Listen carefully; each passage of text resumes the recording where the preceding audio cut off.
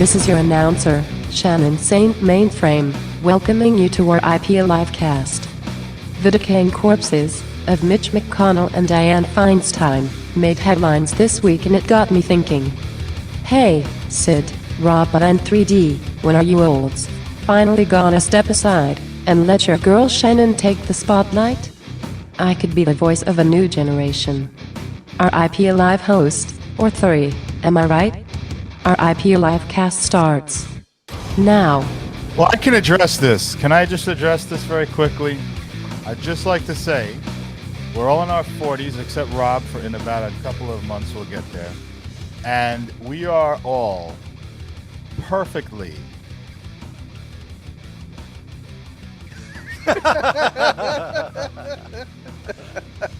Darren? Just say I. Just say I. Just say I.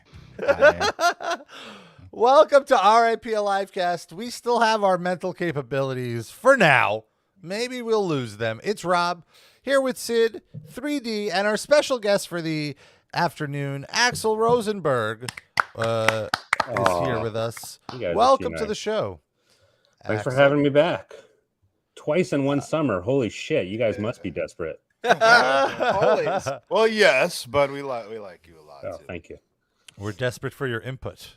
Oh boy. And it's been an interesting week in the greater world. Axl and I, a few days ago, went to see Oppenheimer in the theater, how it was meant to be seen on the official IMAX, so the only IMAX screen in New York City, the only real IMAX screen. There's some masquerading as I like the Sheepshead Bay Theater has an IMAX. It's like we call it Limax. Yeah, it's slightly larger than normal screen. The aspect ratio on those is 1:9. Sorry to get nerdy right off the bat. Get in it. Get into it. Those are a 1:9 aspect ratio, and the real IMAX, where Rob and I saw it, I think is 1:43. So it's more of a square. It is pretty wild to see the full picture, and it's like a film, a giant film, but it's a square. Yeah. I'm always, it always feels worth it just for that. Yeah. Just because it's a square? Well, because it's such a unique way to take in a movie. I mean, seeing, when you see a film, you just see like more of a rectangle, or I'm just used to seeing more of a rectangle in a theater. Just a room full of squares watching squares. Yeah, exactly. But this one, it was the full thing, so it was very nice. I just also, maybe it's just because I've gotten bigger, but it feels like with multiplexes, the screens have gotten smaller. And so just to see that big of a screen is very, it's great. I don't know. I just find it very engaging. I've said it before. I always feel like I'm missing something. Like I can't fully process everything going on in IMAX, and because it's just too big. So my brain isn't. How did you see it? 70 millimeter. How was that? Great. Okay. I mean, I have nothing else to compare it to. It's the only way I thought, but That's I fair. was blown away. Okay. I feel like it was close enough to what the honorable Christopher Nolan intended. He said that was his second. They asked him, like, what would you tell people who can't get to one of the real IMAXs? Because there's only 30 of them in the world, I think. Really? Wow. And like 19 in North America. So he said 70 millimeter is good. Okay. Yeah. All right. Then I don't feel so bad. Great. And Darren, you have not yet seen the film. Nope. But you're planning to, yes. This week, for sure. Okay, great. It was very busy. We'll just talk in code. I mean, it's based on a true story, so there's not a ton true. we can actually spoil. That's true. It's just more about. So you're saying they didn't do a Tarantino and like have the actual world blow up or anything like that? Not quite, no. Oppenheimer kills Hitler. Yeah, himself. he's in the bunker with him and chokes him out. Rear naked choke. And then Batman shows up to help. Listen, I'd watch that too, in addition to the actual Oppenheimer. They're about to drop the bomb and Oppenheimer talks them down. Yeah. And the movie ends with everybody holding hands and singing. Or if Vin Diesel and The Rock show up and stop the world from exploding. I was gonna say, like they do the bomb test and it's Heath Ledger Rob and I were actually joking at the very end. There is this moment where they name drop a famous politician who was not famous at the time, and we were like, "It's like they're setting up the fucking Avengers." Like, that was weird. it was so funny. It's like, what? Okay. Yeah. What's that? Coming soon, Hobbs and Shaw and Oppenheimer. Yeah, exactly. That's basically. Rob, I can't hear you at all. You're muted, Rob. Wow, he muted himself. That's right. No, I don't think it's that big. It was JFK who was the young senator at the time. It's not that big of a spoiler, but it was just the way they said it. It was to get like a pop, like, oh, it's somebody Peter the Parker, senator from Massachusetts, Kennedy, John F. Kennedy. And he's coming. He popped. There was a big after credit scene where JFK meets with Oppenheimer and is like, "I'm building a team." He says, "Will you get out of here? I'll blow your head off. Leave me alone." Oppenheimer, very, very good. Highly recommend. Kennedy says, "Who let a Jew on the property?" Yeah, right. That's the realism. That's the Nolan realism. I highly recommend seeing it in the theater. I'm like Matt, you were saying about how it feels like the screens are getting smaller. I've had that experience too, where I've gone to theaters. It's been a while, but where I felt like my television is almost as big as the screen. And I'm not going to pay $20, $25 for that. I want an elevated experience. And I don't just mean being high, because I can, again, do that at home. Sure. Sit on a phone book. And also just because of how advanced home theater systems are now, like I just feel no need to go to the theater unless it's a big spectacle event like Oppenheimer. The last movie I've seen in the theater was Avatar, because I don't think I could recreate that experience in my home theater, being able to pause whenever I want and take a piss and eat whatever I want and not have to spend $50 on it. Well, or if I do spend $50, it's because I choose to. Yeah. It's not just Oppenheimer is not even that much of a spectacle. It's just fucking amazing. Like, it's really just dudes in rooms talking for most of the most time. part. Yeah, but I mean the spectacle is, I think the sound is a big. Oh, the sound design is, even if you have an amazing sound system at home, I have a hard time imagining you're going to be able to recreate that experience. Yeah. And that's one thing that I will give the Limax credit for. Those sound systems still sound significantly more dense than just a traditional theater sound system. So it is worth it for the sound if you don't have a real IMAX theater. Dolby Cinema is also good for sound if you happen to live near one of those. Sorry, I didn't mean to interrupt you. That's okay. I was going to say it's amazing that I read that he set off an actual nuclear warhead for this film, which is I don't know how they did it without killing anybody, but that was amazing. Is that well, true? he heard if he didn't do it, Tom true? Cruise was going to do it for the next Mission Impossible movie. So. No, it's not true, but they did supposedly use practical effects to make the explosion and not CGI, is what I read. Oh, I see. Yeah, that was the wildest scene in the movie. The bomb testing, and again, you know what's going to happen, but even the way this again plays into the sound design. The sound design did such a good job of playing with my emotions and setting up my emotions for where they wanted to take me that I was just enthralled. I've never left a movie more depressed and thankful for experiencing. I was like, wow, that is the saddest ending. That was amazing.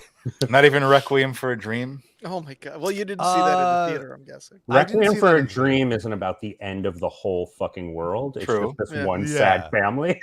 Yeah, right. Exactly. It's Requiem for a Dream for 8 billion people. Requiem for everyone's Requiem for everyone's dream. Yeah. This really, like, they do put it as like the mark in the sand of like the turning of the end of the world, and you really they drive the point home very clearly. Yeah.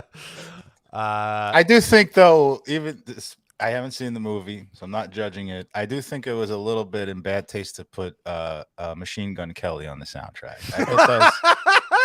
You were okay with him being in the cast? Well, yeah, but the thing is, it's a very executive thing. They want a single to go to radio to help promote the movie, so they compromise with Christopher Nolan for an end credits thing of him going, "Yo, J. Robert Oppenheimer," MGK. The I just argument thought- was that like Celine Dion did "My Heart Will Go On" for Titanic, and that was only a few thousand people dying. Just seems very un-Nolan-like to me. He was very good as President Harry Truman. Also, I felt like Albert Einstein is kind of treated like Superman in the movie. like when you first see him in the movie, I turned to Matt like, oh my god, it's the big marked familiar out for Albert superhero. Einstein? But I think you're the only one who had that reaction when you Maybe. first meet him. He's Oh. like standing by a pond feeding ducks. It's not But exactly. it's like you know who it is. They don't That's even have to true. set up. That's There- true. The movie doesn't tell you who Albert Einstein is. You have to come in with the knowledge of knowing who he is. I guess it does set up that Oppenheimer does kind of give him a little. It lead tells in. you like that he created quantum physics, ostensibly. So if I you guess had that's- no idea who he was, you'd get the gist of it. Yeah. But yeah, But yeah, I think everybody that- knows Einstein because he's on all the stupid posters. And you also saw you are the resident film buff. You of my friends. I don't know anyone that's more into film than you. Also, no one I know went to school for it. Fancy. I mean, Oh, yeah, Darren, is currently. Darren is currently going. I'm sitting here, but that's okay. No one I know. Sorry, but you haven't completed it. Right. But what I was going to say, Rob so- wants to see that diploma. Yeah, let's see it, Darren. Are you really going to school though? I I'm mean, 30 I could say- credits away, but I could- that's like absolutely zero. That's all right. That's cool. That's like a He year. probably remembers more than I did because I went But anyway. 20 years ago. Well, the point I was going to get is you go to more movies in theaters than anybody I know. That's fair. I am keeping the movie business alive. Me and Tom Cruise. And so what is your review of the summer blockbusters? Like you saw Barbie, you saw Mission Impossible. Like Barbie is great. Mission Impossible is really fun, but not as fun as the last one. Oh, I really Um, like the last one. Yeah, the last one was the peak, I think. So Yeah, that stunt that he did was what made me go like, okay, I need to go back and watch because I never watched the movies. I was like, okay, Yeah. I have to go back and watch all of them just to get to this one stunt. I mean, you know what the stunt in this one is, right? Like, it's pretty fucking nuts. Yeah. They gave it away in the Yeah. trailer. Right? He rides a motorcycle. Off a He cliff. drove a motorcycle off a cliff, and then he just like flies through the air, and then eventually a parachute opens. And he And, actually did that? Yeah, And Tom Cruise has died, by the way. and Tom Cruise has died. And he's like in his 60s, right? He's not a young man. He's 61. Yeah, it's fucking nuts. Christ. Zeno don't fuck around. Yeah, Like, no, when you- seriously, it's like how Zeno are we and- not all Scientologists? Right. Well, it's not just Xeno. Let's be honest. It's testosterone replacement therapy. Whatever adrenochrome. It's just Yeah. all these men in their late 50s are on really controlled forms of steroids. But I that's feel. what Xenu does for you. He does the therapy for you. That's why they can all ride off cliffs. Do you think Tom Cruise has met that billionaire dude who takes his son's blood that we talked about like a couple months ago? Oh, I remember that. Are they friends? Do Met they hang him. out? He's the one who introduced him to the process. It is him. He takes off the Mission Impossible. The other thing that really interested me about the movie was how it became this viral moment. Like, Matt, you were telling me that Warner Brothers booked Barbie in the same weekend as Oppenheimer as kind of a fuck you to Nolan because Nolan left Warner Brothers. I believe, most of Everything since 2002. So everything but his first two movies he made for Warner Brothers. Right. So that was his studio. And then the pandemic happened as Tenet was about to be released. And he did not like how Warner chose to release it. He did not like how they decided to just immediately release all of their theatrical releases on HBO Max. And so he how did he get out of his contract? Was it the end of the contract? Or? I don't think it was that kind of contract. I see. So he just decided to leave the studio. He released this through Universal, and Warner was like, "Oh yeah, we're gonna put our big summer release right up against you," and it sort of backfired on Universal because it created this. You mean viral, on Warner's? On Warner, I'm sorry, because it created this big viral moment where. Like the hype for Barbie intersected with the hype for Oppenheimer, and it became this whole new beast of like yin and yang, of happy and sad. And They're it was very such fun. distinctive, like polar opposites, and they're both from like these incredible directors, and people just like latched onto that idea. It seems like. Yeah, but Barbie is also really good. I recommend seeing Barbie too. Barbie, I'm gonna get in trouble for saying this. If your Rob has Bonnie and you only go to a theater once a year, go to Oppenheimer. Like that's something that benefits from the big screen. But Barbie is also really, really good. Yeah, Barbie's a fun time. I haven't of my friends who've seen it, nobody has been like, "Oh, don't waste your money." Everyone's given it a great review. So if you just like a good time in the theater and you don't want to leave the theater incredibly depressed, and you want to be in the theater for one less hour. Yes, that too. Oppenheimer was long. Yeah, I want to say I'm absolutely gobsmacked that Sid did not call out Rob calling the movie Tenant, which is apparently. I heard that, but I wasn't sure if that was my mind playing tricks or what. Christopher Nolan's housing court drama. Was it about a rent control building? About going through time to sign the lease when the rent control was still in? That would have been better. I'd take that over what that movie actually The rent control has expired. We cannot afford this place anymore. We must go back in time. It would like they go back in time to see the people who used to live in the apartment. Yeah. And to marry them to get into the clause of the rent control. That's how it is. The housing court is spinning in a circle. There's no gravity in this room. And Michael Caine's in it, but he's playing an American guy for some reason. He's the landlord. Okay, that works. That works. I want my money. That was more Sean Connery, I would say. Okay, fair. He's not in this one. Yeah. And neither is Christian Bale, but basically everybody else in the Christopher Nolan Bale role. hasn't No, been Hardy. in Tom Hardy isn't in it either, right? That's true. Christian No, Bale hasn't been in one since Dark Knight Rises. Yeah. At the end of his scene in Tenant, they say Michael Caine's character's name is literally Sir Michael, and the protagonist of the movie says goodbye, Sir Michael. So I feel like that was actually Nolan saying like, okay, we're done with this. You're too old. This guy's 93. He can't stand up. Like, we're not doing this anymore. I can't find any ways to shoehorn this old corpse into one of my movies anymore. Yeah. He probably only did a movie about Oppenheimer just so he can get a 93-year-old into the movie. It's the only reason he picked this topic. There is a 93-year-old in the movie. He just chose a different 93-year-old. Yeah.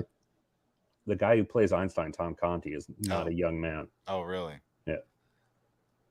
Colin in the chat says, if you've heard from the right wing, they complain and moan about Barbie. I saw a little bit of Ben Shapiro's review. Oh my god! Well, I saw both right and like online left complaining about it too. That it's not feminist enough. Like both pretty shallow critiques, I would say. It's not feminist enough. So compared to what? The right wing complaint is it's too feminist, right? That too it's like right. It's insulting men. It's in the sense it's not feminist in the. This is not my point of view on. I'm just repeating what I've seen. Is that it's anti-feminist to say that a woman can have a feminine exterior and care about her looks, and that's not. That you must value other things above that. Maybe I'm paraphrasing this incorrectly. That can't be a defining characteristic of a woman. So women can't care about their looks. That's the argument? No, not that women can't care about their looks, but that they shouldn't prioritize that. But she doesn't. Oh, no, I'm sorry. Right, no, I'm saying. Right, go ahead, please. I'm sorry. By the end of the movie, she doesn't prioritize her looks anymore. Right. I think the point was that a feminist perspective would be that women should be able to prioritize their looks, and this should not be considered a bad thing, and that the moral of the movie is saying something negative. Okay. Like I said, I didn't think it was a good It seems critique. like you're fucked either way. You're going to offend one half of feminists if you say women can care about their looks, and you're going to offend the other half if you say women can't care about their looks. Agreed. I don't know what you do. What was Ben Shapiro's actual criticism. The only part I saw literally was he took a Barbie doll and like set it on fire and threw it in the garbage. Oh, well, at least that's visually interesting. Yeah, he's like, look what Kid Rock did by just shooting some Bud Lights. Surely I can have the same effect. He's trying to go viral. Exactly Little what guy. Ben Shapiro did is he realized this is the most trending topic in America right now. Let me make it about myself to make some money. Good for you, little buddy. But you know, Matt Gaetz went to the premiere Oh, with yeah. his wife, and his wife afterwards complained that Ken had quote unquote low T level. Oh, well,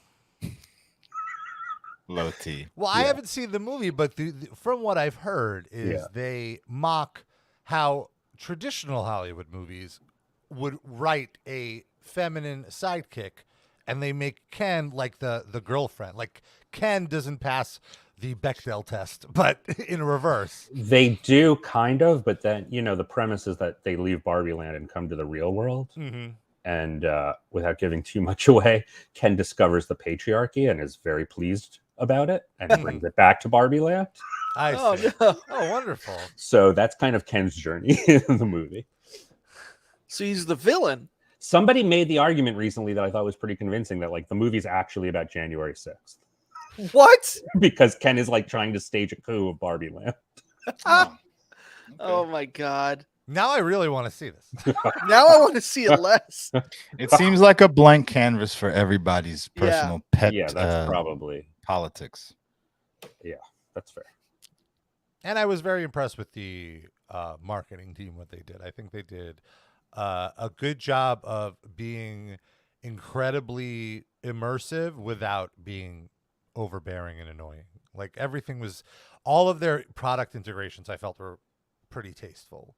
Like they had the Barbie car in like the Forza video game, in like the speed racing game, but you could pick the Barbie car, like stuff like that. I thought was really cool. Is there a lot of overlap in that audience? I think it's just to get the name out there, and then like it's something that those guys could talk to their girlfriends about. I'm sure. Also, though, they built Those guys all definitely have girlfriends. I'm sure. So some of them, or sisters. Sisters. All right, sure. They built an actual Malibu dream house in Malibu that you could rent on Airbnb for like an hourly rate, which I thought was really clever. Yeah, get in and out with your Just go and kid. fuck and leave. Did you see Like a that motel? Mattel is now like there's going to be a Mattel cinematic universe with like different They're properties? doing a that Polly they own? Pocket movie, You're which I telling thought me- was an Onion article, but it's You're I guess telling true. me a corporation got success with one of their Yeah. things, and now is trying to reapply that success to every Yeah. other thing in its corporation. I am stunned. We'll read the list here. Hot Wheels, Hot American Wheels, Girl. I don't know what that Did it is. tell? Does it It's say a there who's doll. doing it? Because some of these things have like people. Yeah, Hot involved. Wheels is like Daniel. Hot Wheels is J.J. Abrams. Oh, okay. Barney God. is Daniel fucking Kaluuya. That was it. How- I was like, what? How did he get involved in this? Polly I think it- Pocket is Lena Dunham. How Is about it? Viewmaster? How are you She's going to make a directing. movie out of Viewmaster? That's that thing that you put to your eyes, right? They could make it so you could watch a movie through that. Maybe I don't know how you Yes. make a movie. It's a about, horror but- movie. It's Yeah. about modern kids who go back to the 80s, and that's the most entertaining toy available. And it was. Magic 8 Ball is one. Magic 8 Ball and Uno. There's going to be an Uno. movie. Uno, what? Yes. Yes. Somebody big is involved with Uno too, I feel like. Yeah, How Uno, can I there don't be an Uno understand. movie? Is it that like somebody gets a magical deck of Uno cards and they can just wild draw 4 people or reverse them and make them walk backwards? Or like, what is the Uno movie about? It reminds me of the other two, like, oh my God, Mattel just announced the first non-binary Uno card. What was that? Is that an Onion article? What is that? Oh, the show, the other two, it's on Max. I didn't see that. So So they're good. it's about the two older siblings of like a Justin Bieber archetype, and how they're jealous of his success and they want their own success in show business. I know vaguely what it's about. Yeah. So the gay older brother, he's kind of, his career is blossoming, and then he gets a call from Disney, and Disney was like, oh, you're gonna play our first non-binary character, and it's like a glob of water or something. And, Yeah. and he was just like, I didn't know water had gender. Or like, oh well, this one doesn't because it's revolutionary. And like, It sounds so stupid, but then the joke is he buys his own hype. He believes the own hype because he just wants to go on a press tour and be interviewed and everything. So he starts regurgitating their line about how important this is, and the gay media will eat it all up because they need content. And then finally the movie comes out, and it's all his gay friends in the movie theater, and like, that was it. You're just like a little glob of water. Like, what makes him not, like, does he have he doesn't even have like sex with anybody or like a boyfriend? It's just like, what identifies him as non-binary? There's nothing. Right. So that's the goof. That would be par for the course for Disney. To make a big deal out of like the first gay character in Star Wars. Well, it actually did two happen. Women like, hug in the background or something. Wasn't there a movie that like they had a Pixar movie that bombed just recently, and it had had something like that. Lightyear. Two women kiss like the way that husbands and wives, just no. Lightyear. No, that was like a year ago. This past summer, there was. Elemental. Yes, but that wasn't a non-binary glob of water. I'm making fun of Disney for making a big deal out of these things. So, okay, Elemental features Pixar's first non-binary character, a lake who wears earrings. It's literally water. What? Okay, I didn't see the movie. No. So, where do the earrings go in the lake? The movie takes place in a world where the four elements are embodied as living beings, borrowed from the tradition of Inside Out and Zootopia in creating anthropomorphized characters to tell a story that's obliquely about social issues. While the main plot centers on girl meets boy star-crossed connection between the fiery Ember Lumen and the watery Wade Ripple, Wade's younger sibling is a fellow water element named Lake Ripple, a side character among the extended Ripple family. Oh, for fuck's sake. Lake uses they, them pronouns and is often accompanied by a partner they met in art school. Now, we have non-binary people in our audience. I would like to throw this question out to them. Is your life affected by whether a lake is non-binary in a movie? Does this matter to you? Maybe it does. I'm not scoffing at you. Would you be more likely to swim in a lake if it was non-binary? And what do you do when, like, the earring goes in your trunks or something? Because there's no way an earring is a sexual predator. Oh, no. I mean, how can an earring stay anchored to a lake? Is my point. How can a lake wear earrings? Maybe there's like a marina. So there's like a dock. You could wait. Marina's in this movie. Here's this article actually has the clip for the other two. Hopefully we won't get blocked for this. Globby. That's right. Oh, Globby okay. will be the Haunted Buddies' first ever openly queer character. Sorry, so this goo is homosexual? The goo is homosexual. That's incredible. Yes. No, very cool.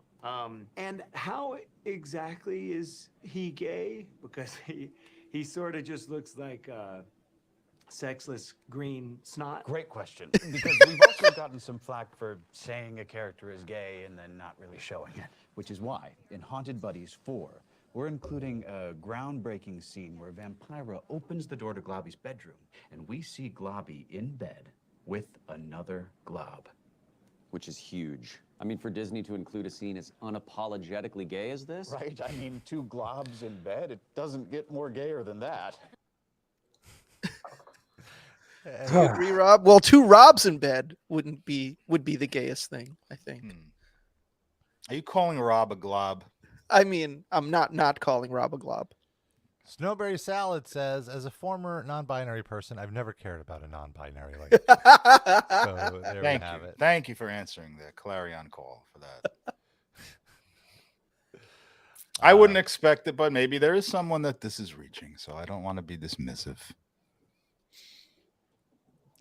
The way I look at it is like maybe it'll help their parents kind of understand. But I never like the whole Disney pushing in a gay character into their movies always didn't feel authentic to me. It always felt like a calculated move that they were doing. Well, it's a thing we always talk about when Pride Month comes, which is that it's a good idea on paper, but it's a corporation doing it, so it's always fumbled and done cynically. Yeah. Agreed. Speaking of done cynically, Dave Mustaine says he's No. friends with Metallica again. Oh, Great. Who gives a shit? the end. That's as far as the article goes, right? Why does anybody give a fuck if they're friends or not? That's a good question. Why Is does he coming anybody back care? to the band? No, then who gives a shit? I mean, that's his hope. That's why. I mean, I don't know what to tell you, dude. Well, it's a good way for him to keep his name in the headlines, I guess. you Yeah, know? but like when you're listening to Megadeth, are you like, yeah, and he's friends with Hetfield? Like, no, you're not thinking about that. Well, I think the reason this narrative is happening right now is because about a year or two ago, there was that issue where he fell out of love with them when Lars wanted songwriting credits on the No Life to Leather demo.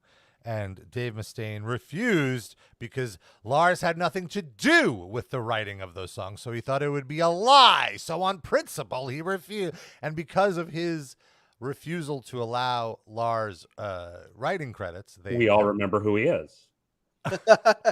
right, and they haven't released the demo. Great. So they haven't been. Oh, and it is funny because you're right, Axl, Matt. You can call Maxel. me Matt. It's really fun. That the only person talking about this is Dave Mustaine. Never are these interviews like Lars Ulrich comments on his friendship with Dave Mustaine or What James friendship? Hetfield. Yeah, That's the quote. It's just an ex who won't fucking get over it. It's been 40 years. And like you ask the other ex like about it, and they're like, dude, I've been happily married. I don't think about this motherfucker. Yeah, exactly. Like I've moved on. My life is great. Yeah, like let it go, Dave. And the thing is, Dave's life is pretty great too, and he's still like, let it go.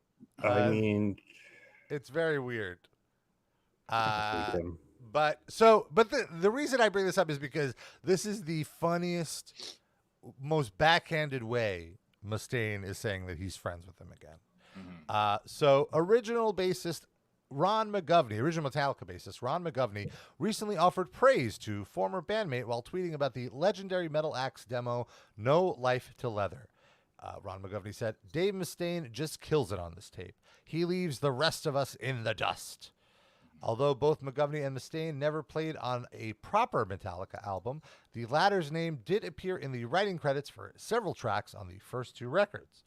During a recent chat with Megadeth frontman Dave Mustaine, Mustaine returned kind words to McGovney. Darren, Well, I've always loved Ron. Of course, because you're the two jerk-offs that got kicked out of Metallica. Yeah, he never fucked you over, so why wouldn't you love him?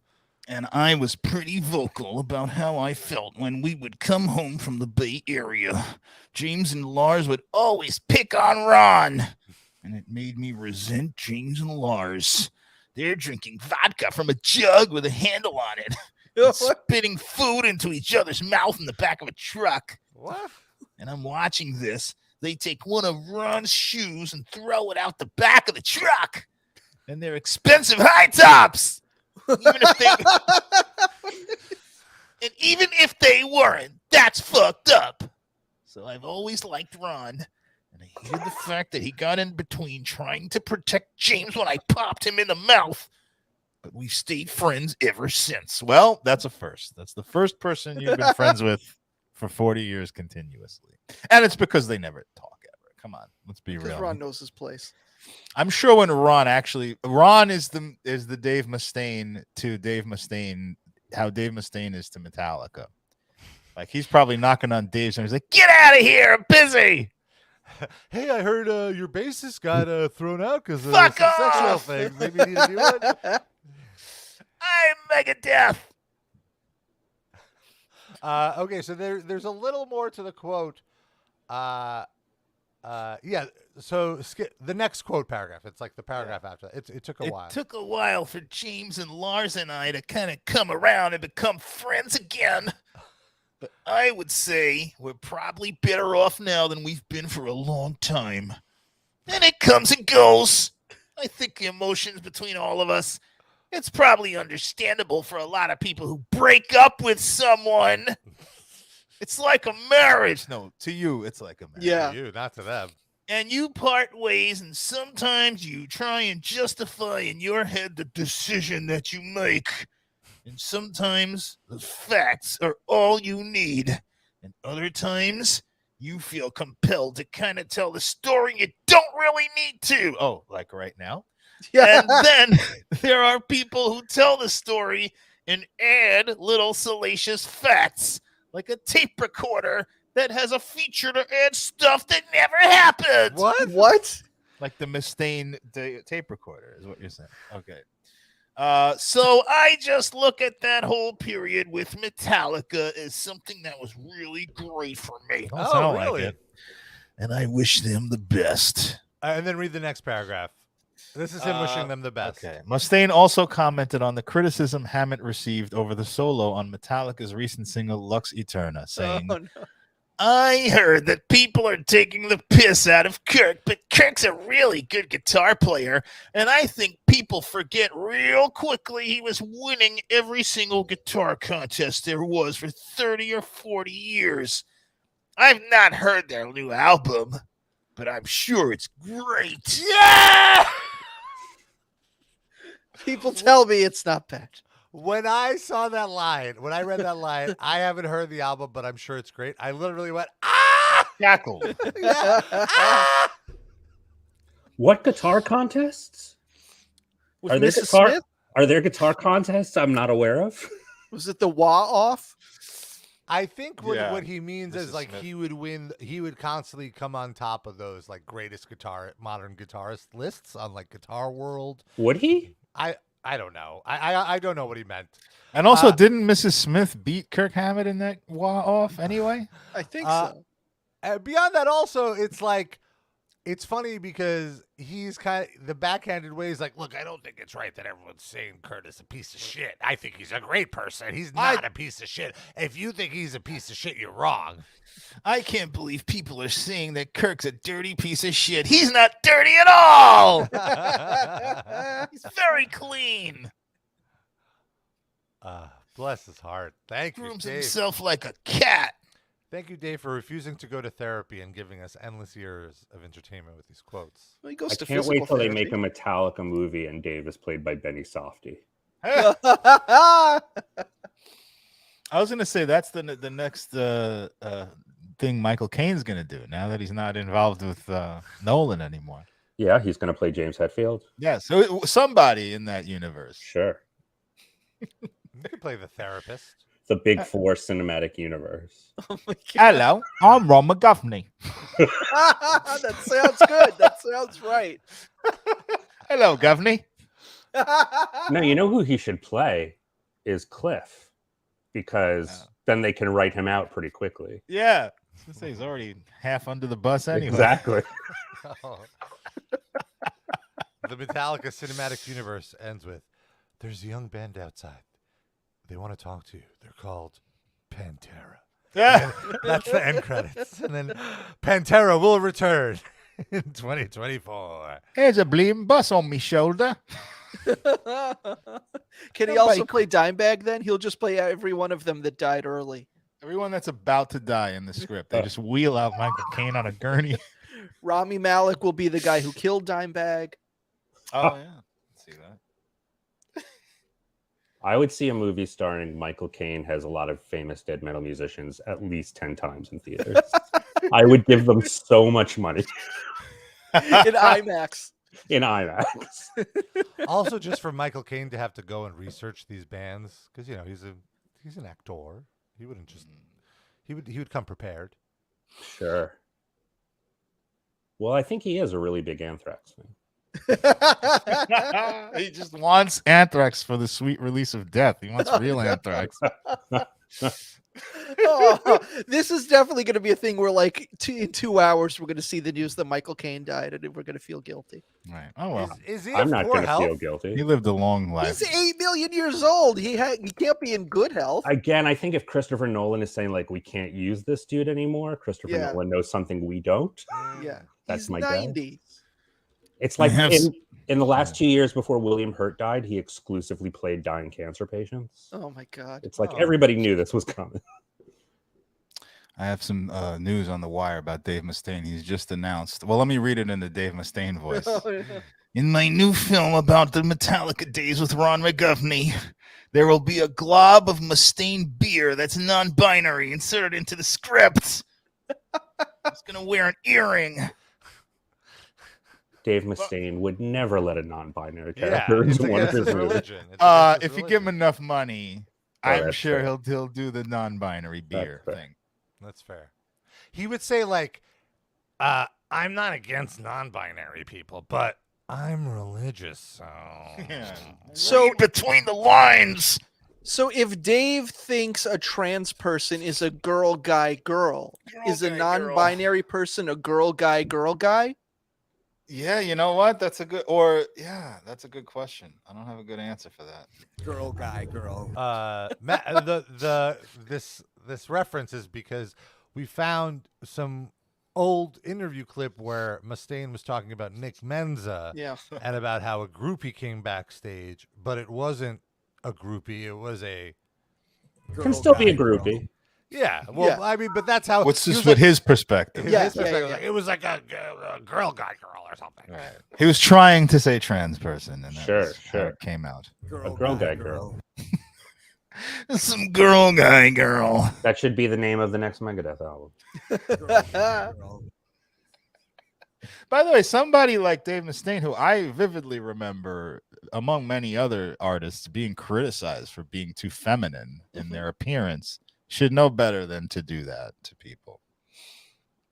He was called gay and, trans and not some nice terms for many years. Well, that made him probably feel like he had to constantly defend his heterosexuality, which made him more toxic than he was to begin with. And he probably just still hangs on to that. Baby, you're 67 years old. You know what I'm saying? Come on, learn something. I think it also just shows the insecurity because he's so insecure that rather than understand what was happening to him and how unfair that feels, he just passes down the bullying. Yeah. I'm not a girl guy girl. Sorry. I think he just really wants to fuck a dude. Probably. I just don't know he why wants to fuck James Mustaine. James Hetfield, I mean. James Mustaine. That's what they got married. That's what he writes on his notebook every night in a heart. Mrs. James Mustaine. Wistful music plays in the back. Dear diary. Today, me and Mrs. James Mustaine had a phone call about a possible collabo.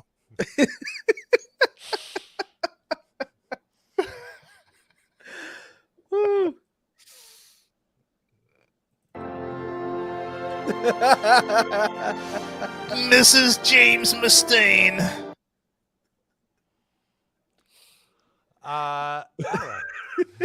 Sorry, Rob, you were saying. No, I wasn't saying it. This is what we should be talking about. This is important. I want to talk about this dog guy. Girl, guy, girl. Who? So let me just get the video queued up.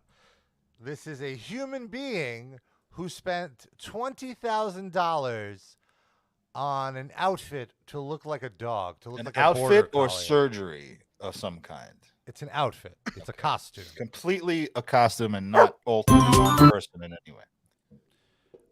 Yes, and here we could watch a short clip. Hopefully, again, we will not get thrown off of YouTube over this. But this is, if anything, would prove that we need to tax the rich. It's this.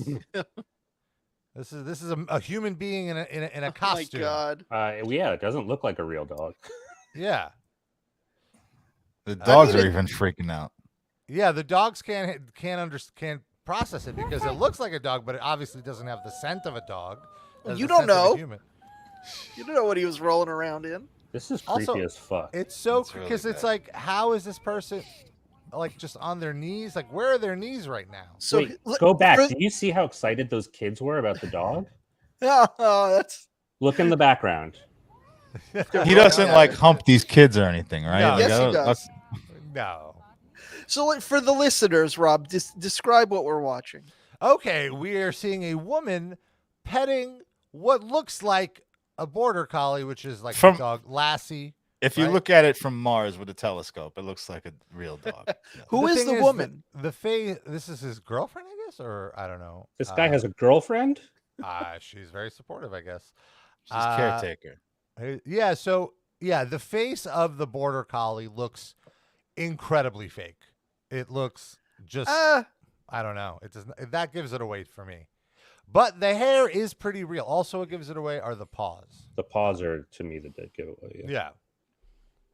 Do you know those annoying people that say like, "I finally have children and they're I'm a dog mom." Your fur baby. Your fur baby. Mhm. This is that. The This is natural conclusion of that the, kind. the mother of this person is allowed to say that, and nobody else.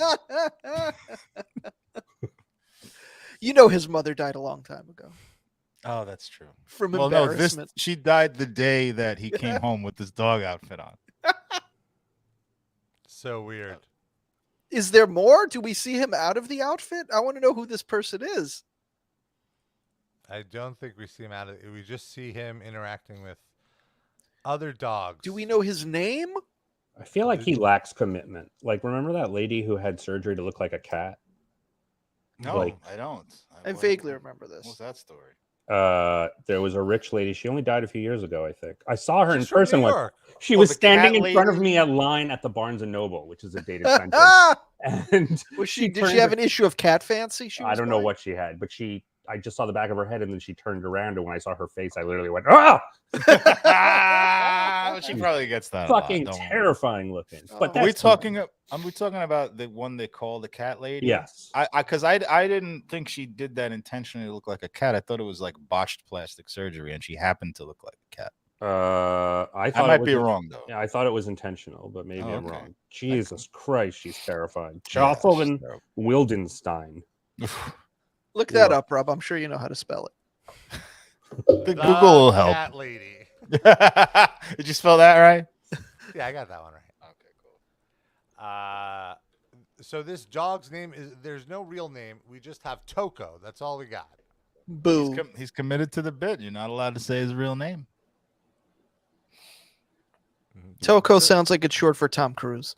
I'm Yeah. suspicious. You can't call a dog like Bob Schlepper or anything, like, you know what I mean? You gotta say Toko. Unless anyone in their audience wants to name their dog Bob Schlepper, and then we'll promote you on the show. That's fine.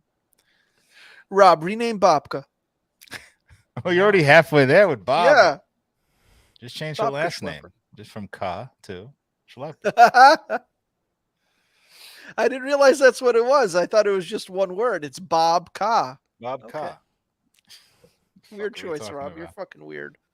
Bob Enheimer. Girl. What is Bobka's last name?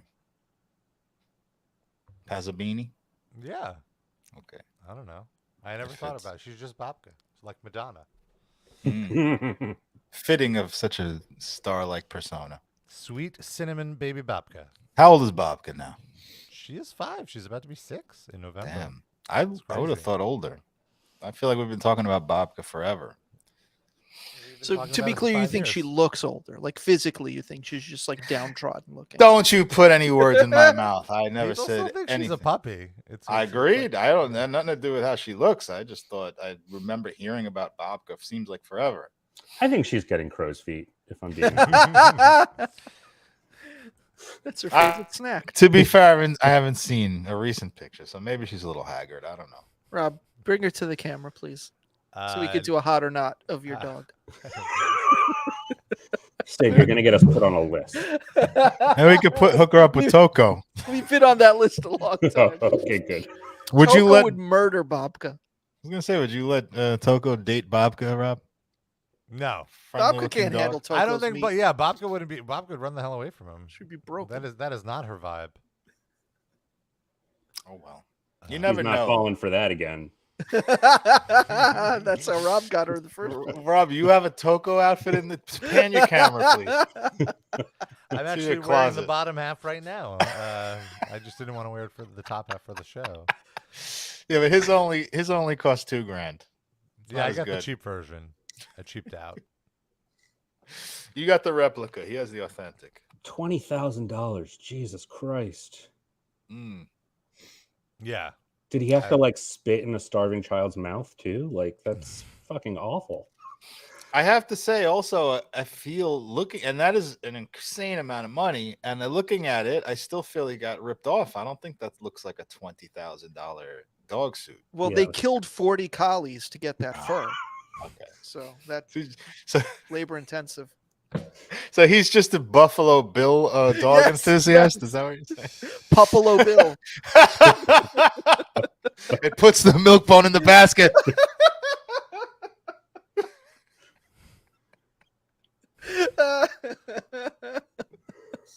It puts the milk bone in the basket.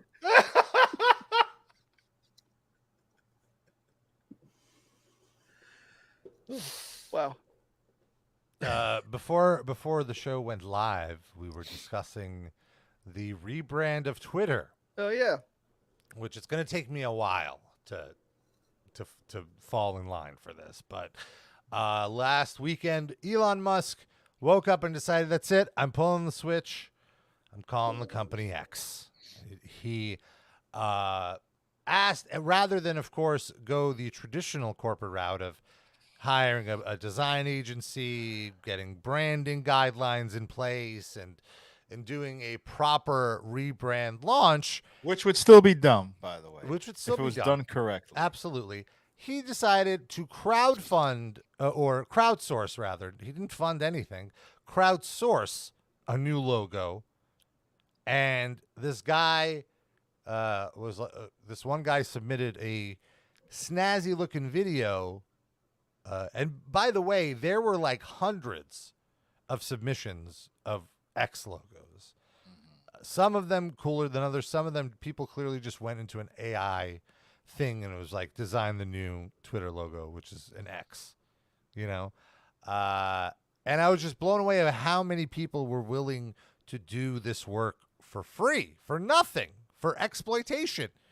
And then he found this one guy who did a snazzy video, and it was a very simplistic design, and he went with it. Now, here's the thing. The design that he went with is just the X from a Unicode font. It's just a font. And this font, this specific font that he used, is open source. So this X logo literally cannot be copyrighted. Beyond that, the term X in the technological space is copyrighted by Microsoft. Oh no. And then I believe there's another patent on X from another Malcolm? tech company. I think maybe from Google or something. Or Facebook owns a copyright on X in social media instances because they had some sort of app a while ago as well. So he did no research. Like he did not even go to his legal team. And this was so janky that, like, you know, he said Sunday night, he's like, I'm doing this. And to be clear, when he first was forced to purchase Twitter, and I'm being very careful with my words, he was forced to buy it because he made a public claim that he would buy it for $44 billion. And then when the Twitter board called his bluff, he was like, nah, I'm not going to do it. Then they sued him because, you know, he said he would do it. And the trial was not going his way. And it was about to head into discovery where, you know, a lot of his personal information would be revealed. And so he just settled and bought it, forced to buy it. So anyway, when he did, he said, I'm going to turn Twitter into my vision, which is X, the everything app. He's had this idea for this fucking brand called X since 1999. It was the name of his financial company that merged with PayPal. And people were already using, much like with Twitter, people were already using PayPal as a verb and whatever. He wanted to call the company X. The rest of the board of directors thought he was so dumb that they pushed him out of the company over this. And Peter Thiel replaced him as the CEO of PayPal, and now we all know what PayPal is. Anyway, he pushes this through. It's so janky. It's just, he changes the main logo of X. There's still Twitter birds everywhere. And the thing is, I think that the now old Twitter logo was beautiful. It was perfect. It perfectly, you know exactly what the brand is. It explains what the website does. There was no need to change the branding. And it's so stupid because you have the X, but it still says Twitter everywhere. It still says tweet. Yeah. I guess they're changing the phrase tweet to post now, which is just like, you created a word, or this company created a word that is now in the lexicon that means to specifically use this one website. Why would you kill that branding? Because he's not the one who came up with it, so he wants to rebel against it and show he can come up with something just as good. I think that's right. I know this is something very trivial, but I am very bothered by this, as I have been by a lot of his decisions with Twitter. I don't like this X thing. I'm not going to call it X. I refuse. You know? I don't think anyone is except him. Yeah. It just doesn't, it's stupid. And so he says he eventually wants to turn this into like the everything app. Where what does that mean? So it's not just communicating, you're doing your banking on here. Like, I would never in a billion years trust Elon Musk with my banking info. Like, I'm supposed to put my savings into your fucking like dumb thing where on a whim you decide to change the design and then I can't withdraw? Fuck out of here. Fuck out of here. I hate what he's done with the verified system. He's completely ruined replies, as we've discussed. He's breaking my favorite addiction, you guys. Second. Yeah. What's weed. Okay. You were thinking of your numerous addictions. Which one do you mean? I was just like, no, I think I use Twitter more than I'm high. Really? Yeah. I don't believe you for a second. I think it could be neck and neck. Rob looks so angry. I think it's I'm neck not and neck. angry. I'm doing calculations. I'm like that Zach Galifianakis gif with the formula. Like, The problem is, here's the thing. So, weed encompasses the time you spend high. Like, the time you're sitting there hitting a bong is a few seconds. That's fair. But you're high all fucking day. Yeah. So, I'm not high right now. I mean, most of the day. I am. Just for the record. But tweeting is, you do it and you're done. When you're not tweeting, you're not tweeting. When you're not actually smoking, you're still smoking. Well, but when I'm not tweeting, I'm reading tweets, and I'm reading a lot of tweets. I think Darren just means tweeting as in using the app. Right. Mm-hmm.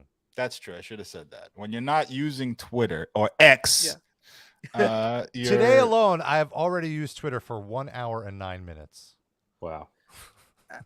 And it's only noon. And that's only because we're any reefer yet. I have. Yesterday, I was on Twitter for nearly 4 hours. Wow. How long were you high yesterday? I'm not. How much of that usage is porn based? Not much. Most of it is on my main account. I would say only 10 to 20% of my Twitter usage is porn. When you look at Twitter porn, are you just in your living room hanging out, or is it mostly when you're on the toilet? On the toilet, in bed. So let me ask, if you're on the toilet taking a shit and you're looking at porn, do you ever flush and immediately jerk off? Never. Okay. Anybody else? Anybody do the opposite here? Do you? Did you No, but I think about it sometimes. So I feel like the question is incriminating. Like, just the fact that you asked it. Let me understand you correctly. I think about it, but I've never actually done it. If I flush and then look at porn, is that what you said? No. If you're on your phone looking at porn while taking a shit, have you ever finished shitting, flushed, and immediately started jerking off? I think I'm probably not the right person to ask, because I never take my phone in to take a shit. I shit when it's halfway out the chute. I don't ever sit there and shit. It's like an emergency situation. Yeah, I wouldn't say emergency. I feel like sometimes yes, but I feel like most of the time I go when it's shit appropriate. Like, I never sit there on the phone with on the shitter with my phone. Wow. Never, not even once. It just doesn't appeal to me to sit there and push it out. Like, I push it out when it's ready to go. You push it out. I don't remember the last time I was on the toilet without my phone. I have done it, like, if I'm really doing something phone intensive, like important on my phone, and I have to shit, I'll go in there and continue doing it for the 45 to 90 seconds that I'm shitting. But I don't bring it in there with the object of it being, I'm going to look at my phone for a while until this shit comes out. That's impressive. I don't even never consider that impressive. I honestly, until very recently, thought this was something everybody did. And I started hearing what, not very recently, I say when the internet, like when social media blew up, people started talking about more intimate things about their lives. And they would say, doesn't everyone love sitting on the shitter with their phone and looking at and this is something I can't relate to at all. Like I've never understood that. Give it More a try. power to you. I feel like I have so little time left on this earth. I don't want extra. I don't want extra. Not that I'm going to die tomorrow, but I'm an older person. I mean, you know? you might. Have you seen like what it's like out? That's true. Well, yeah. But Go see Oppenheimer while you can. Right. Hurry up.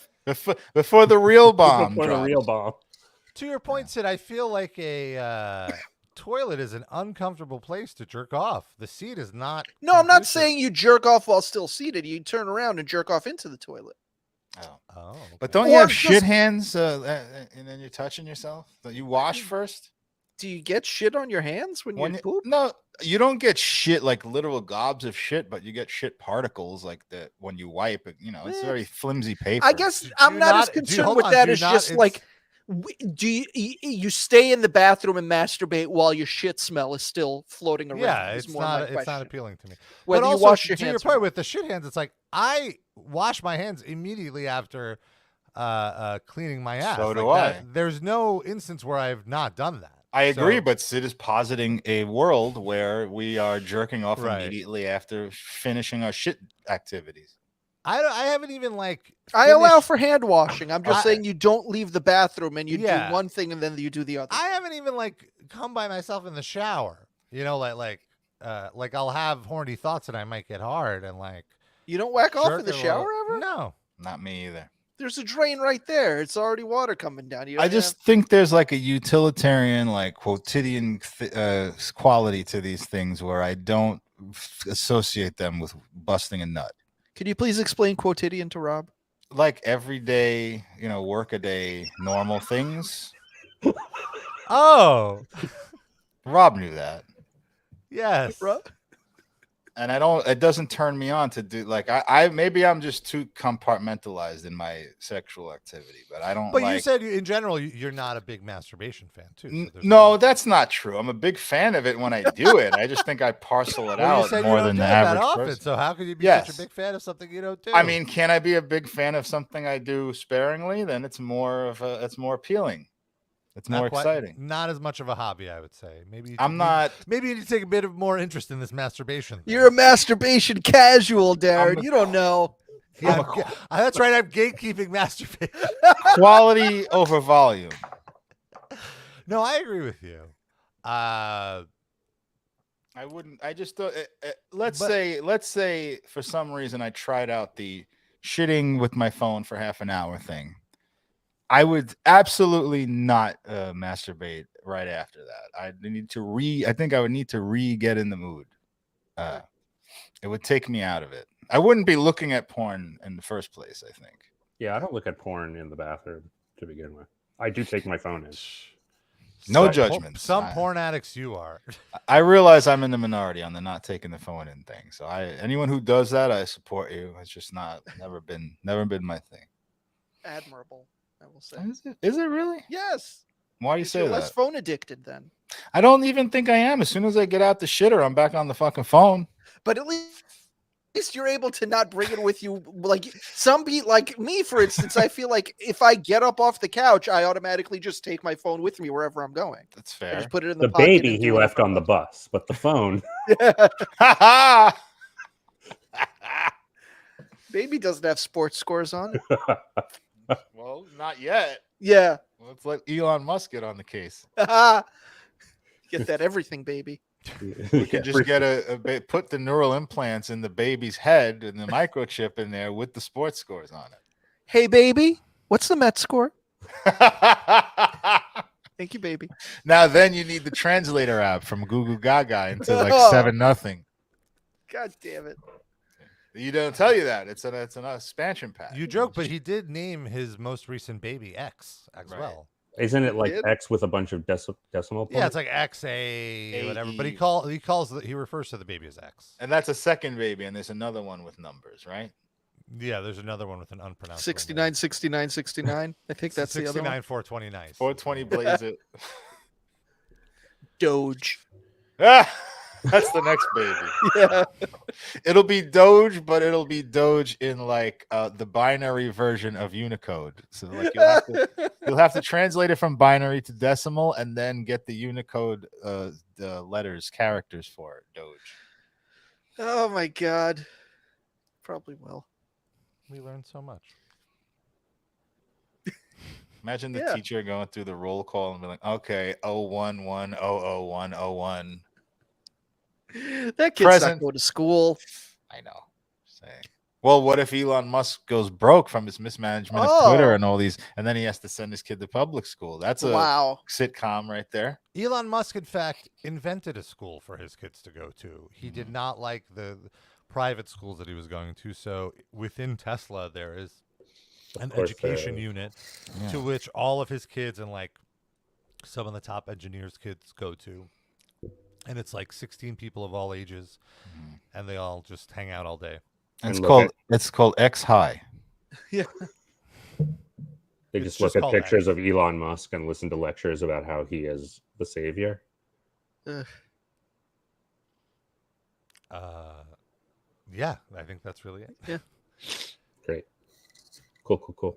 So moving on from Elon Musk to someone a bit more reputable, Hulk Hogan announced he's getting married. Oh, no. Congratulations to the Hulkster. And what's Is it his daughter? Who's the lucky lady? She could be. It is a woman who looks like his daughter. Of course it is. Let me pull up a photo, actually. Thank you for the reminder. But I want to read this news blurb announcing Hulk Hogan, who turned 70 in a few weeks, got engaged over the weekend to Sky Daly, 45, a yoga instructor. So, hey, not too bad. Only 25 years as a junior. That's pretty tasteful for, Tells you how much money he has. The two started dating in early 2022, shortly after Hogan divorced his second wife, Jennifer McDaniel, who he married in 2010 and divorced in 2021. As the story goes, Daly and a friend of hers were out in a bar, and Hogan bought her a drink.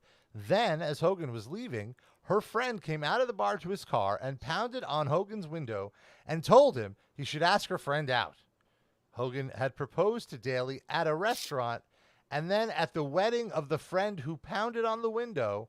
When Hogan gave the speech, he had noted he had just gotten engaged. What a dipshit asshole move to announce your engagement at somebody else's wedding. Yep.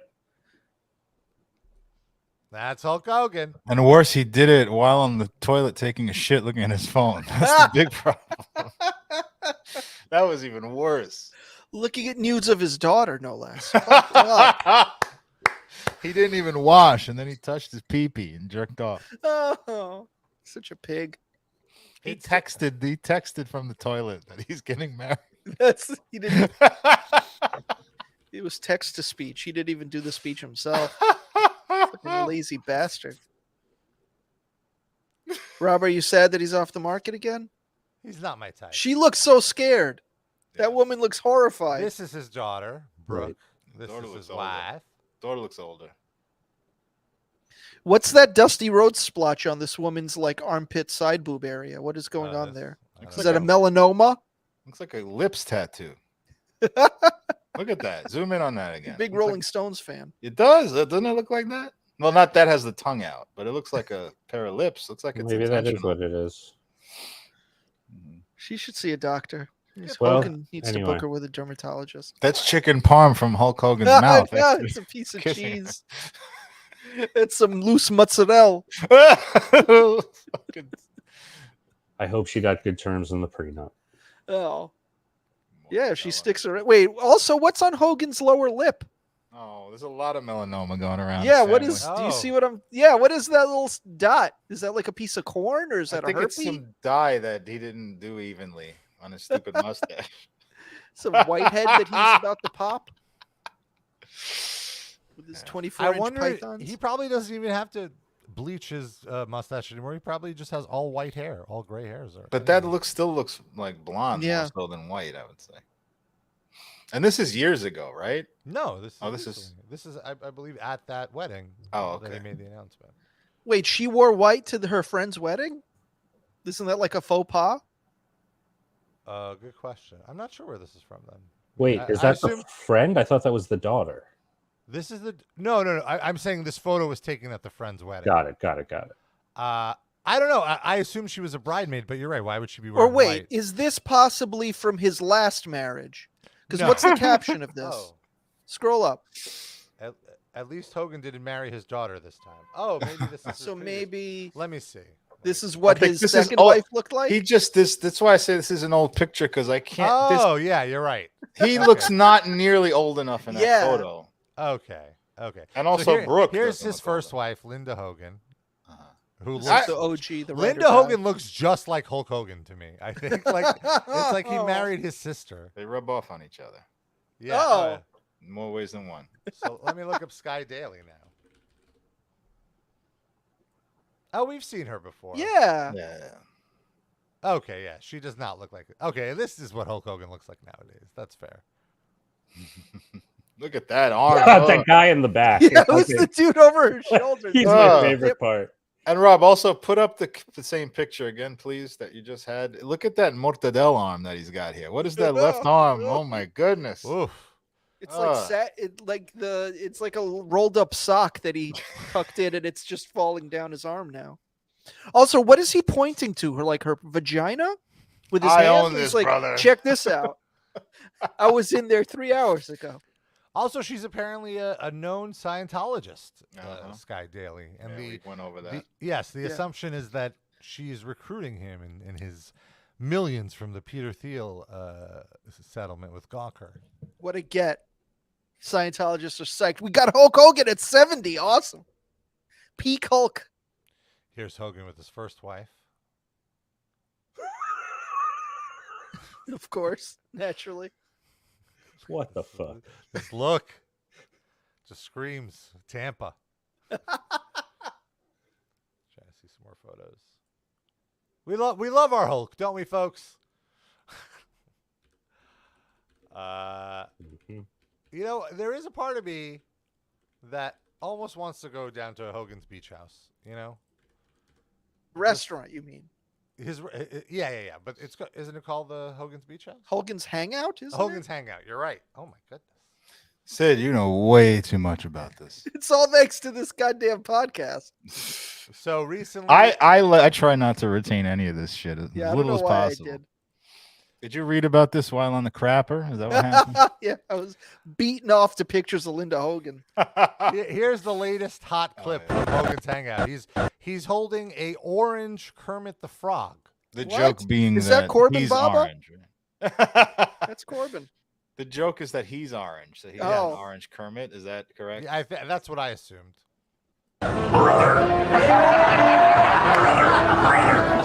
I guess the audio is really bad, but He does not seem to understand what ventriloquism is. Yeah. also. Yeah. Like, he is just holding the mic up to his lips and talking. But he's very entertained by it. He entertained himself at least. That's one. Did you guys know this is a puppet? This isn't my real hound. Did you know, brother, that I, Kermit, slammed Andre the Giant at WrestleMania 3, brother? Right in front of 120,000 Muppets. I, Kermit the Frog, played in Metallica, dude. The bassist. They threw my shoe out of the back. It was an expensive high top. Do you think if Hulk Hogan had been in Metallica that they might have kept Dave Mustaine the whole time? They might have kicked Hulk Hogan out to get Dave Mustaine. He would have looked better by comparison. This guy's taking all our steroids. If Hulk Hogan was in Metallica, they would have intentionally thrown him under the bus wheel Like, No, he would have lifted the bus. He He would have would've saved- slammed the bus off the cliff. as the fucking Hulk Hogan music plays, the real American. I am a real American. Well, it is really funny how that story has transformed, because initially his story was that he auditioned for Metallica. He auditioned for Metallica when Jason Newsted left. Oh. But then when he started getting called out on it, he was like, no, it was 1984 or 1982. I gave them my demo tape, bro. And then Lars Ulrich's like, yeah, I've never interacted with Hulk Hogan. All thanks to whichever staffer told Howard Stern about this, about what a liar Hogan is. And Stern was so humored by this, so tickled by it, that he never forgot. And of course, he got access to interview Lars Ulrich, and he's like, oh, we should ask him about Hogan.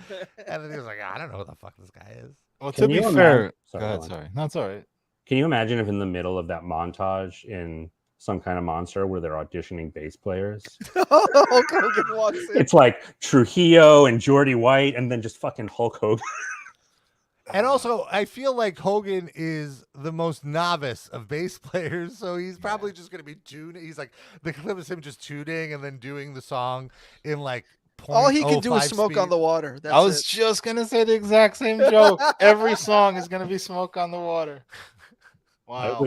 I would actively kill to hear him like do the intro to For Whom the Bell Tolls, just to hear like what that sounds like. Do you think he at least knows how to play Voodoo Child?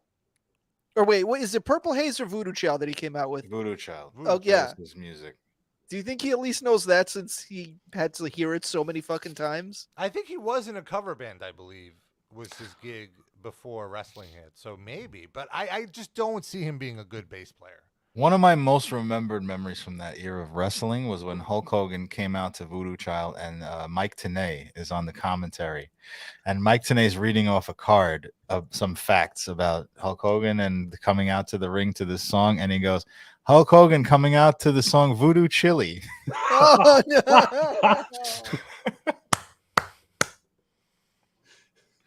Wow. Well, no one told him. Jimi Hendrix's classic song about scary shit. I could still hear him saying it in my head. Fucking amazing. Let's talk about our Spotify picks, folks. Sure.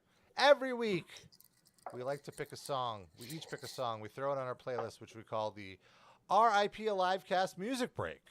Let me talking to the mic here. And you can search for it on Spotify. We have 543 songs, over 36 hours of ear entertainment. And my pick this week is from a little band called Thrice.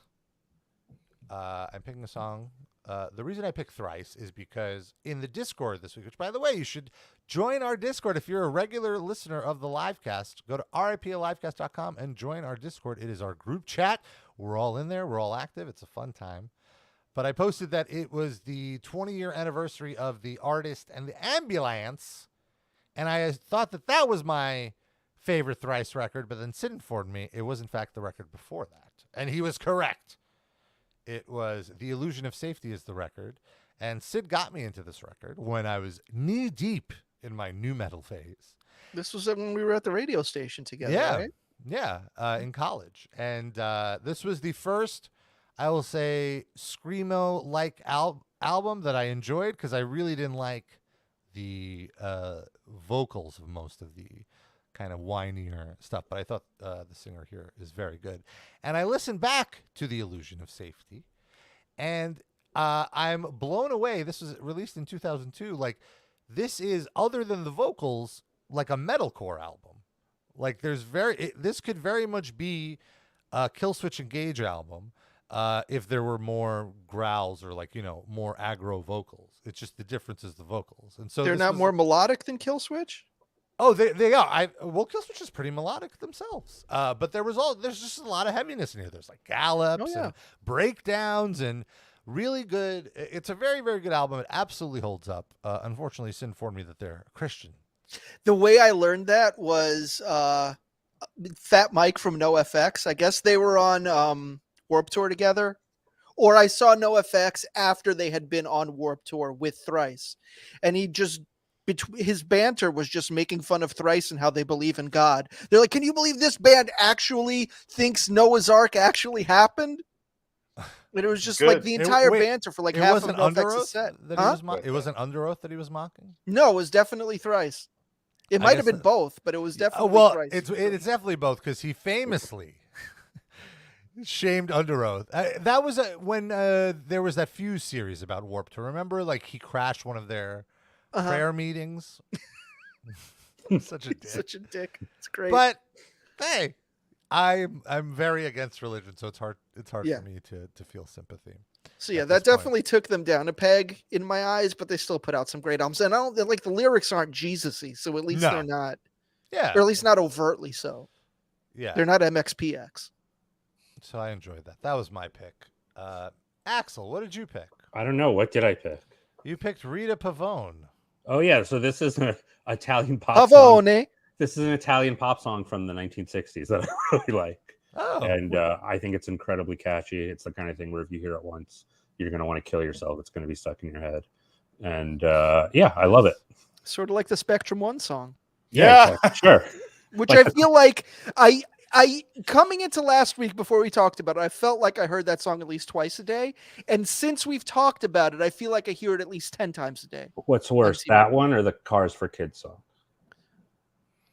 I think the Spectrum One song is worse because it's aspiring to be better and failing worse. Sure. The Cars for Kids song is an effective jingle at what it is, and it's not trying to be anything more than that. That's fair. This one is like spectacularly bad. That's fair. Yeah. Well, anyway, so that's my choice is the Cars for Kids song. By Rita Pavone. By Rita Pavone. Sid, what's your pick? I picked a song by the band The Beaches, which I had never heard of, but my boss is Canadian, and oftentimes he listens to Canadian radio. And up in Canada, they're forced to play a certain amount of Canadian music. And this is like a female, all-girl pop rock band that's going on in Canada right now. And it's very catchy. It's very good. I liked it. So, The Beaches. Darren? We went from talking about Christian music to a song from an album that's titled 666. Oh. But it's not like death metal. The band is called Aphrodite's Child. You probably might have heard of them. They're like from the late 60s. Hold on, it's 70s. not Aphrodite's Chili? No, Mike Tenay. Just making sure. Just making sure. And it's spelled child, so he wouldn't have mixed that up. The D isn't silent? No, it's RD.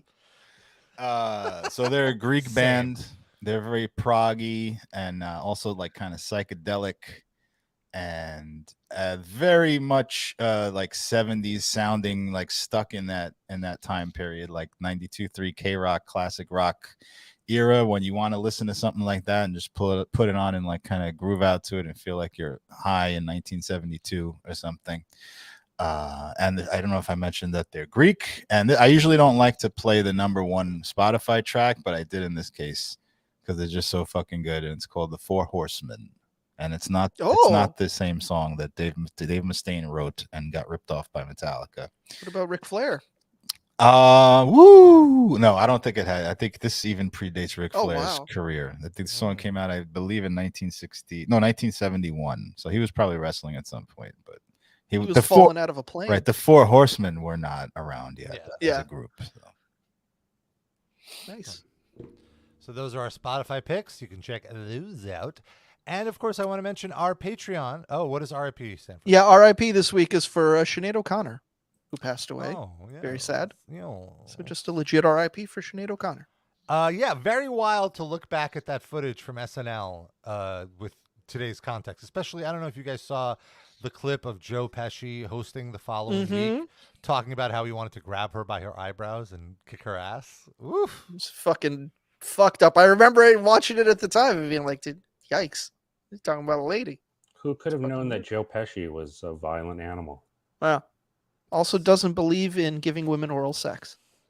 Who could have known that too? Yeah. Just a class act. Not the guy who played Tommy DeVito. So our Patreon is popping off, folks. You can join for $5 a month. You get access to 3 years worth of bonus episodes. We do 2 a month. So that's like almost 50 bonus pieces of content in your feed whenever you want to watch on demand or listen. Plus, you get access to a weekly television column that Sid likes to write, recommending different things to watch. And I see here that How To with John Wilson is premiering Last week. night. Oh, last night. Oh, that's so It was exciting. fantastic. Brighton Beach is featured, Rob. You're home. Have you seen that show, Matt? How To with John I've Wilson? never even heard of it. Oh, What? You have to check it Oh, out. dude. It's on Okay. HBO. It's a documentary narration. It's like this guy, it's like a video essay, a half-hour video essay. Okay. And with just the most amazingly sourced B-roll from New York. Like, it's unreal how good Okay. the editing is. And it's all just this one guy. And then it just goes on crazy tangents. He interviews people. There's nothing else like it. Okay. Yeah, Like it's almost legitimately. indescribable. Awesome. Highly recommended. So yeah, you get recommendations like that from Sid. Plus our bonus episodes. Our most recent bonus episode, we did a watch along of the new Rob Schneider stand-up comedy special. Jesus. Woke Up in America. It is as bad as you think. And we roast the hell out of it. There are no punchlines. There are maybe three. No, okay, that's not true. There's maybe like one or two. But it's brutal. We love it. And then the other episode we posted this month is a listen along to Saint Anger celebrating its 20th anniversary. And we wanted to hear if it was as bad as we remembered. It was, but we did find a few redeeming moments, which I was surprised by. Yeah. Were there any Well, moments? Sid didn't. Let's be fair. Oh, that's Sid, right. You Sid and was I. ultimately very negative on it. I was negative, but I definitely do love isolated things about that album.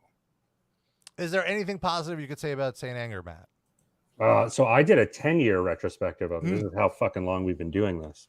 Yeah, I said something very similar. Like, there's good bits and pieces here, but on the whole, it's pretty crappy.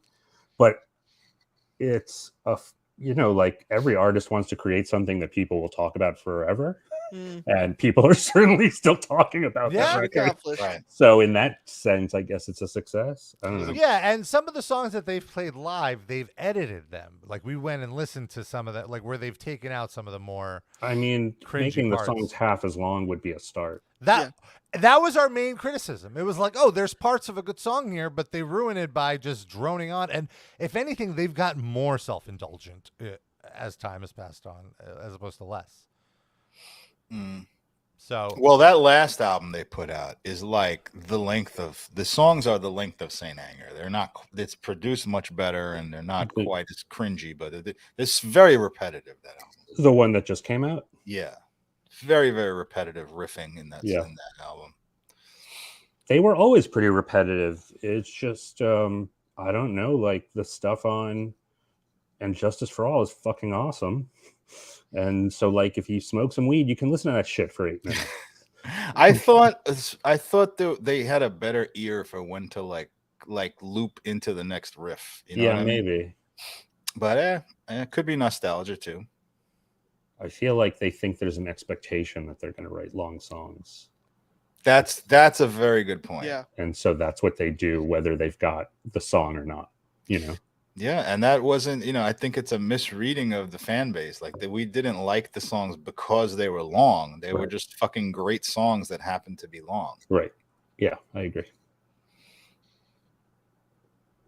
I mean, like, what's the longest song on the Black Album? 6 minutes? Like, is it My Friend of Misery? Maybe 6 or 7 minutes. Okay, so like, look what that did for you, fellas. Let's keep it short. Move it along. Fucking Christopher Nolan. Let's go. Seriously. Yes. And also, I want to mention, if you are quite a supporter and want to throw us a few extra bones, $10 makes you a top Livecast fan of the week, which gets you all the perks of the $5 a month thing, plus a shout out at the end of the show, which is right now. I have an idea. What's the idea? You are Machine Gun Kelly, starring in Oppenheimer As President Truman. Reading a list of scientists you need to recruit Mm. for the Manhattan Project. Yo, it's Harry Truman here. We got a bomb we need to make, and who is gonna make it? We got my boy Eric. Do you think he's gonna make it? Nah. Benjamin? Nah. Dan R. What does the R stand for? You can't say that anymore. It's not nice. Sam, I am. What are you? You're not a bomb maker. Get out of here. Yo. Mindy May is Kipper. MGK don't know what a Kipper is. I'm MGK. That stands for Machine Gun Kelly. Meshuggah Kelly. This is where Megan Fox comes in and sits on his lap very felinely. I got my girl Megan Fox on my lap, sitting very felinely as I read out Sure, I don't got time for you. I got Megan Fox on my lap. Hugo likes tacos. Well, MGK likes Megan Fox on his lap. You out. Lando Danks. That sounds like weed. Maybe we got a contender here. I'm MGK. LaCroix. Corey and Scotty H. Now we need one person, not two. Doug Pigman. I've been eating kosher lately, so I cannot have you, Doug Pigman. And Douglas, who are you, Levison? I don't know who you are. That's what I'm asking. That's why we got this list. I'm Oppenheimer. I'm MGK. Hey, guys.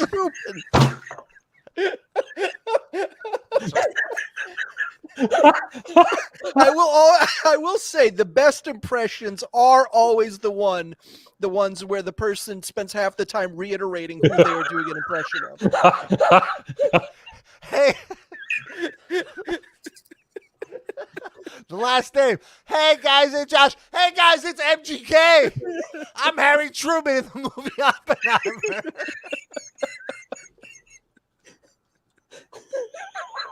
I gotta be fair to Rob. I do think there's a strong possibility that if MGK was in this film, he would forget which character He he's would keep playing. saying, I'm MGK. He would just shout out in the middle of the scene, "I'm Harry Truman."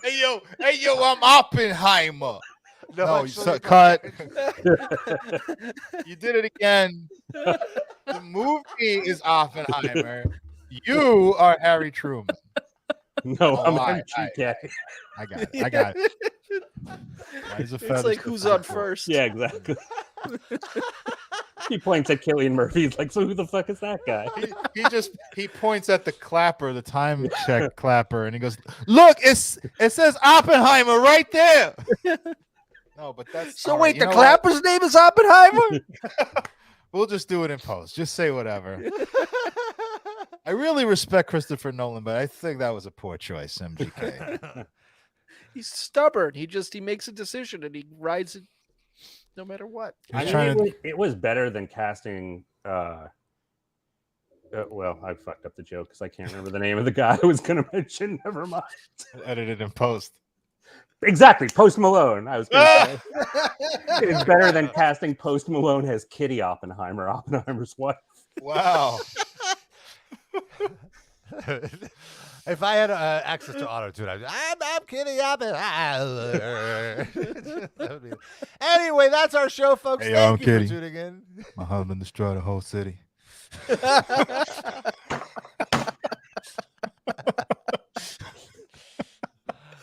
We're going to get out of here. Go see Oppenheimer. Go see Barbie. Don't go see MGK.